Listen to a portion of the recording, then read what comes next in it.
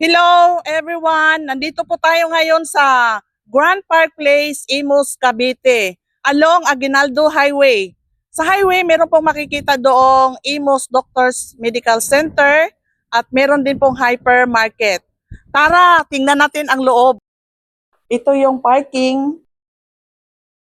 Tayo ditong sa harapan ay pocket garden.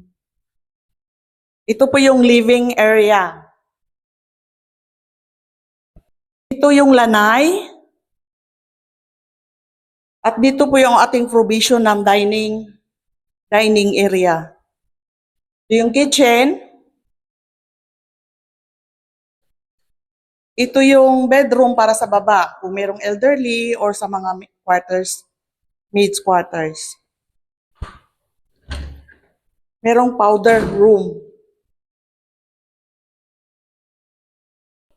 Ito yung bedroom 1.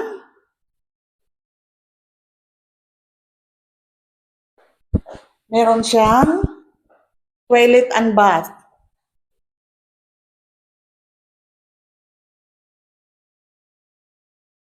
Yung bedroom 2, sharing na po siya sa toilet doon sa bedroom 1.